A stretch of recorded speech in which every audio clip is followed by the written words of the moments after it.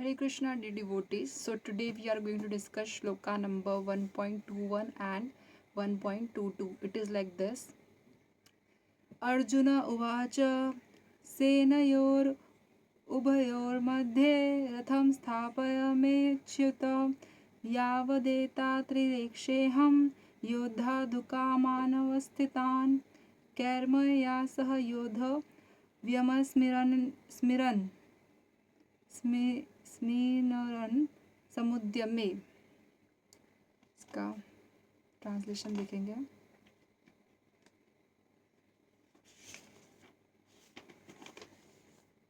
अर्जुन ने कहा, हे अच्युत, कृपा करके मेरा रथ दोनों सेनाओं के बीच ले चले, जिससे मैं यहाँ उपस्थित युद्ध की अभिलाषा रखने वालों को और शस्त्रों की इस महान परीक्षा में जिनसे मुझे संघर्ष करना है उन्हें देख सकूं।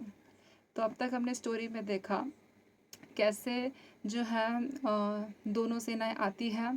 पहले दुर्योधन जो रहता है वो जाके पांडवों की सेना का निरीक्षण करके गुरु द्रोणाचार्य को एक्सप्लेन करता है। उसके बाद वो बताता है कि हमारी सेना में भी बहुत सारे महारथी हैं। उसके बाद जो है दुर्योधन की सेना शंखनाद करती है। उसके बाद भगवान श्री कृष्ण और सभी पांडव और उनकी समस्त सेना शंखनाद करती, जिससे जो है कौरवों का जो हृदय वो विदीर्ण हो जाता है। इसी के साथ जो है हनुमान जी जो है अर्जुन जी के रथ पे विराजमान है, ध्वजा पे विराजमान है, और स्वयं भगवान श्री कृष्ण भी वहीं पे है और माता लक्ष्मी भी वहीं पे है। तो ये सब जो है साइंस है कि जो पांडवाज है वो जीतने वाले हैं।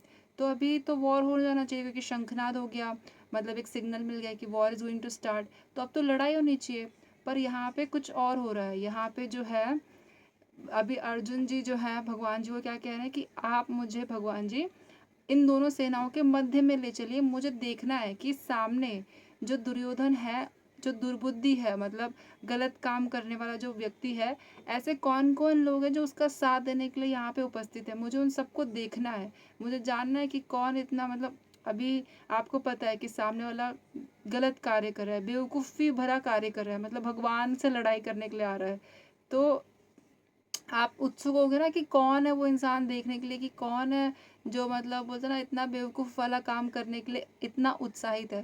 तो दुर्योधन तो उसमें दिमाग नहीं था, तो क्या कहते हैं वो तो मतलब बोलते ना उसकी बुद्धि कार्य नहीं करती, बट उसी के साथ इतने सारे लोग और भी थे जो अगेंस्ट में खड़े थे। तो यहाँ पे जो है अर्जुन जी जो है भगवान से रिक्वेस्ट करे कि प्लीज़ आप मुझे दोनों सेनाओं के मध्य ले चलिए, मुझे देखना है कि कौन कौन है।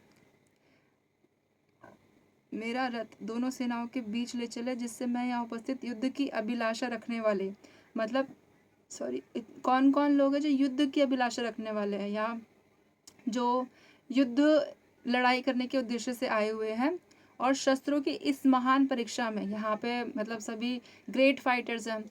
तो शस्त्रों की इस महान परीक्षा में जिनसे मुझे संघर्ष करना है, तो whom I have to fight, जिनसे मुझे लड़ना है उन्हें मैं देख सकूं। सो श्रील प्रभुपाद जी द्वारा तात्पर्य श्रील प्रभुपाद जी की जय। यद्यपि श्री कृष्ण साक्षात श्री भगवान है, किंतु वे अहेतु की कृपावश अपने मित्र की सेवा में लगे हुए थे। अब आप सभी जानते भगवान श्री कृष्ण स्वयं भगवान है, तो भगवान को कोई ऑर्डर नहीं दे सकता। Nobody can give order to him. But यहाँ पे आप देख रहे हैं कि अर्जुन जी जो है भगवान को बोल रहे हैं कि प्लीज़ आप मुझे वहाँ ले चलिए।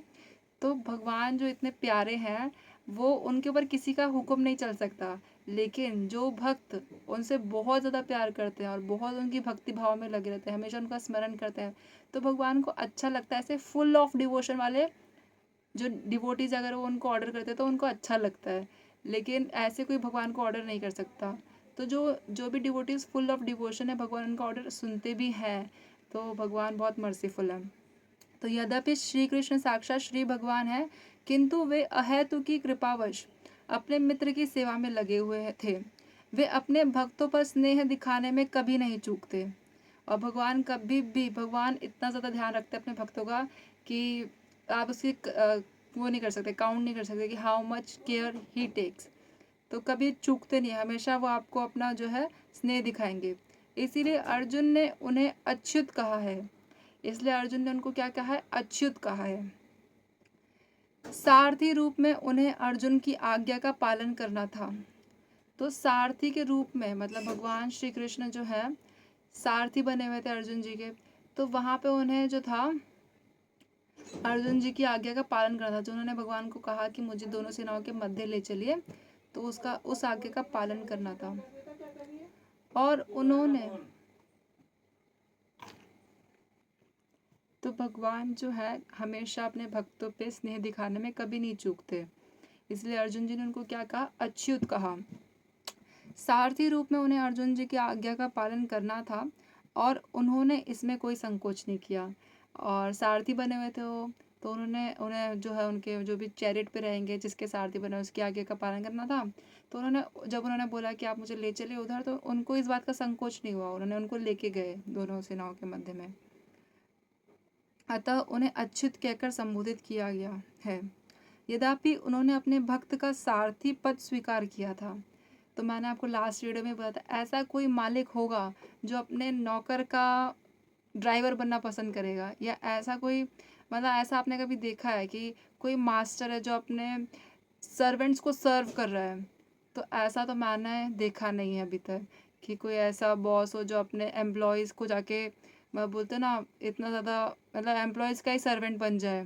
तो ऐसा बॉस मैंने यहाँ इस कलयुग में तो नहीं देखा, मतलब like the from the time I have started understanding things, तो मैंने नहीं देखा है कि कोई इतना ज़्यादा बोलते ना इतना डिवोटेड होता है टूवर्ड्स देयर जूनियर्स और टूवर्ड्स देयर एम्प्लॉयज़।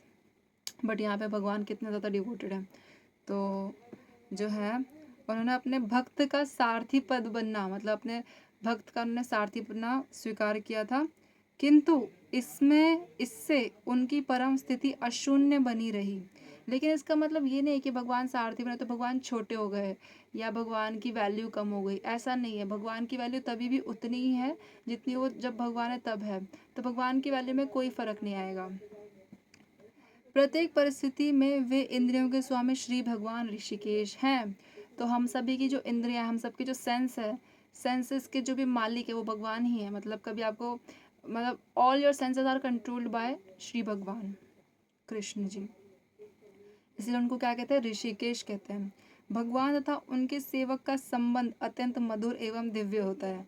और भगवान और उनके भक्तों का जो संबंध होता है बहुत ज़्यादा डिवाइन होता है और बहुत ज़्यादा स्वीट होता है। जो उनके एक्सचेंजेस होते हैं, रेसिप्रोकेशंस होते हैं, वो बहुत ज़्यादा डिवाइन होते हैं और बहुत ज़्यादा स्वीट होते हैं, नेक्टेरियन होते हैं। सेवक स्वामी की सेवा करने के लिए सदैव उद्यत रहता है। तो जो दास होते हैं, हम सभी भगवान के दास हैं, तो दास और दासी, तो हम सभी भगवान की सेवा करने के लिए हमेशा क्या रहता है, एक्साइटेड रहते हैं कि मैं कैसे कान्हा जी को क्या कहते हैं सेवा कर सकूँ, कैसे कान्हा जी के लिए भोग बना सकूँ, कैसे उनका मंदिर डेकोरेट कर सकूँ, कैसे उनको डेकोरेट कर सकूँ। तो हम उस चीज़ के लिए हमेशा लालायित रहते हैं। और भगवान भी भक्त की कुछ ना कुछ सेवा करने की कोशिश में रहते हैं। और भगवान इतने प्यारे हैं कि वो ऐसे नहीं कि वो आपसे सेवा कराते रहेंगे, अगर आप उनके लिए कुछ कर रहे हैं तो वो आपके लिए रिटर्न में और करेंगे कि ये मेरे लिए थोड़ा करा है, मैं इसके लिए बहुत करूँगा। सो उनका जो एक्सचेंजेस है वो बहुत अच्छा है। So it's like this.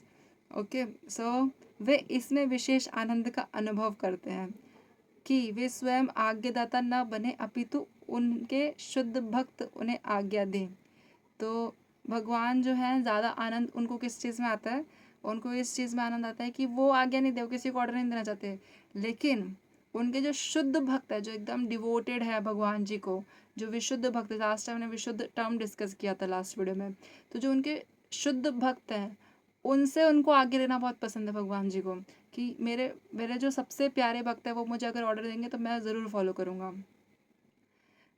क्योंकि वे स्वामी हैं, वो तो मास्टर है, वो तो भगवान जी हैं, अतः सभी लोग उनके आज्ञा पालक हैं और हम सभी को उनकी आज्ञा माननी है, चाहे हमारा मन हो नहीं हो तभी भी हमें उनकी आज्ञा माननी पड़ेगी।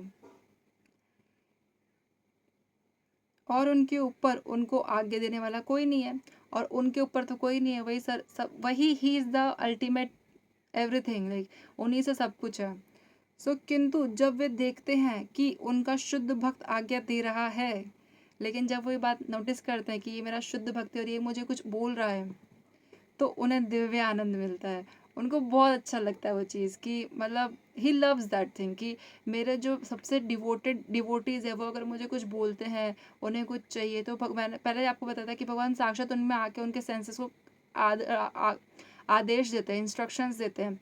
तो जब उनके शुद्ध भक्त उनसे कुछ रिक्वेस्ट करते हैं, कुछ मांगते हैं, मांगना नहीं हुआ, लेकिन उनको कुछ बताते हैं, कुछ उनके मन में डिज़ायर्स रहती है, कोई सेवा भाव करने की। जैसे कभी कभी होता है भक्त के पास सामग्री नहीं होती है, या भक्त के मन में आता है कि मैं कैसे कान्हा जी की सेवा करूं, कैसे तरह तरह के व्यंजन बनाऊं, कैसे मैं जो है प्रसादम सेवा करूं, कैसे मैं मंदिर को डेकोरेट करूं, कैसे मैं डेटीज़ को डेकोरेट करूं। तो उनके मन में बहुत सारा रहता है कि कैसे मैं ज़्यादा से ज़्यादा लोगों में प्रचार करूं, ज़्यादा से ज़्यादा लोगों को कृष्ण कृष्ण भावनामृत के बारे में बताऊं। तो ये सब उनके मन में रहता है। तो इस डिज़ायर को भगवान ही फुलफिल करते हैं, वो बस हमें मार्ग दिखाते हैं और हमें चलना रहता है।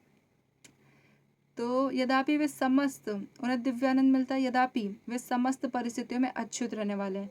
पर ऐसा नहीं कि भगवान जो है चीज़ों से अटैच्ड है। हम अटैच्ड हैं, हम हर चीज़ से अटैच्ड है, मोबाइल से, हर चीज़ से हम जुड़े हुए हैं, हमको हर चीज़ से फ़र्क पड़ता है।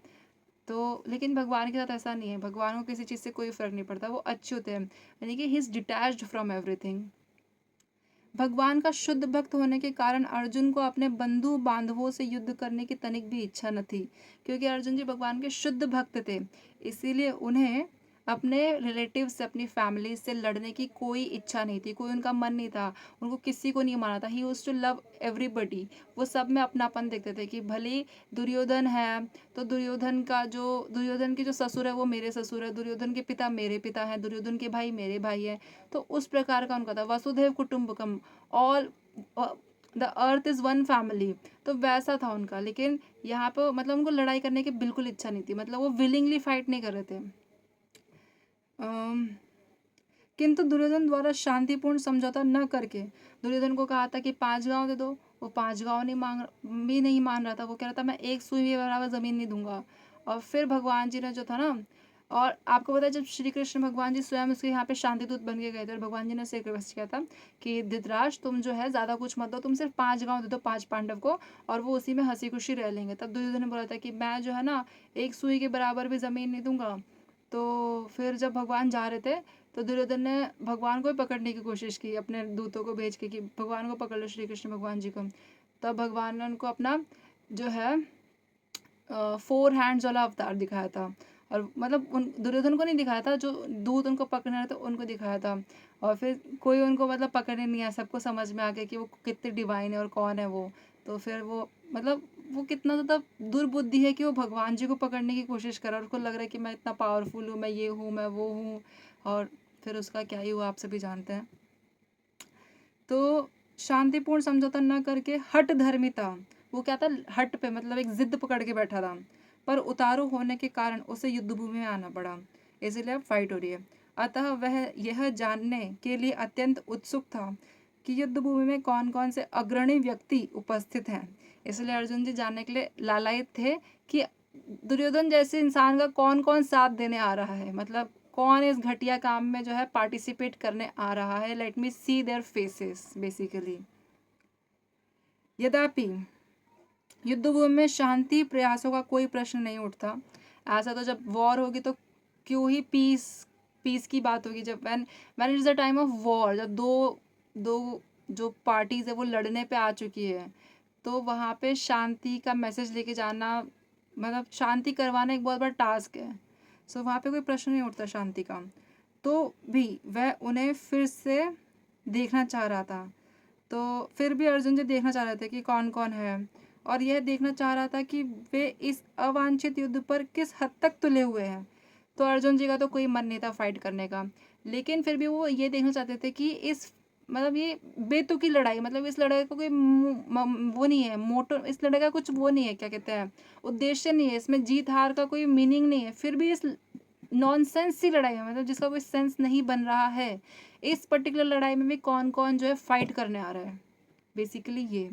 तो यहाँ पे यही है कि शांति तो वो नहीं करा सकते थे, कराना तो चाहते थे पर करा नहीं सकते, क्योंकि अपोजिट पार्टी मान नहीं रही है। तो फिर भी वो ये देखना चाहते कि इस अवांछित, मतलब जिसकी कोई कोई बोलते ना नीड नहीं है, वो वाला जो युद्ध है, वो युद्ध लड़ने के लिए कौन कौन आ रहा है, ये देखने के लिए उन्होंने क्या किया था, he asked Kanha ji to take the rath chariot in the middle of the two teams, two parties. जो कि पांडवों की सेना से भी 2 किलोमीटर की दूरी पे था और कौरवों की सेना से भी 2 किलोमीटर की दूरी पे था। तो it was like in between. तो आगे का श्लोक हम आगे डिस्कस करेंगे। Thank you so much for listening to me patiently. वांछाकल्पतरुभ्यश्च कृपा सिन्धुभ्येव च पतितानां पावनेभ्यो वैष्णवेभ्यो नमो नमः। अनंत कोटि वैष्णव वृंद की जय।